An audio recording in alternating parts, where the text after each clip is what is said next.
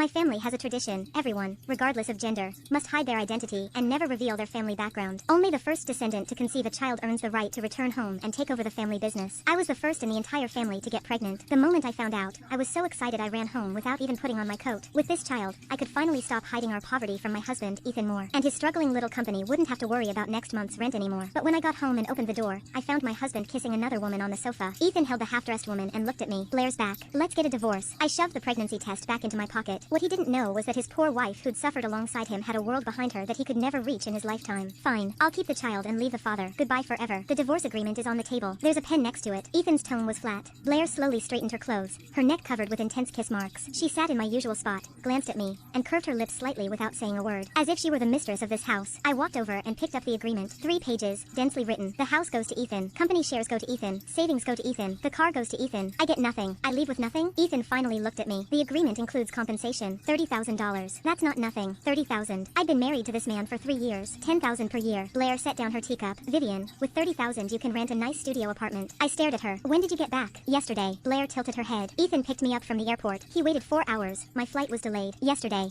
Ethan told me he had to work late at the company. Blair stood up and walked to Ethan's side, naturally linking her arm through his. Ethan said you're a good person and wouldn't make things difficult for me. Ethan didn't pull away from her touch. The phone in my pocket pressed against the pregnancy test, jabbing painfully into my thigh. I'd planned to come home and tell him, Ethan, we're having a baby. You won't have to lose sleep over rent anymore. Won't have to grovel and drink with clients until you get stomach bleeding. I thought today would be our best day. Where's the pen? Ethan pointed to the coffee table. I crouched down to get the pen. When I uncapped the pen, the pregnancy test nearly slipped out of my pocket. I quickly pressed it back in. Sign on the last page. Date it today. Ethan's voice came from above. I signed my name, Vivian Stone, put down the pen and stood up. Fine. The agreement needs to be filed at the courthouse to take effect. Tomorrow morning at 9. I'll come find you. After speaking, Ethan picked up his phone and unlocked it right in front of me, scrolling to his contacts. He changed my label from my darling wife to Vivian Stone. Then he closed his phone and put it back in his pocket. Blair leaned on his shoulder. Ethan, I want to eat your spaghetti. All right, I'll make it right now. Ethan actually turned and went into the kitchen. 3 years, and he'd never cooked for me once. Now he tied his apron with more practiced ease than tying his shoelaces. Blair shrugged at me. Vivian, don't just stand there. Hurry and take whatever you need. Tomorrow I'm having people come redecorate. I looked at your clothes. They're all pretty worn. Don't bother taking them. They're too shabby even for cleaning rags. I went back to the bedroom and grabbed my important documents and a cloth bag containing a few things I'd brought from home when I got married. Things that had nothing to do with Ethan. When I came out and passed the kitchen, Ethan was cutting tomatoes. The knife thumped against the cutting board. He didn't look up. I changed my shoes at the door. Blair followed and leaned against the doorframe. Vivian, I don't know if I should say this. Go ahead. When Ethan's with me, he never sighs. In these 3 years with you, I've heard him sigh so many times on the phone. She lowered her head, her voice soft. Maybe you two really aren't compatible. I looked at her. Ethan sighed because of broken funding chains, clients backing out, the company nearly collapsing. Every crisis, I'd been the one supporting him from behind. After he sighed, the next day he'd wake up and the problem would be solved. He thought it was luck.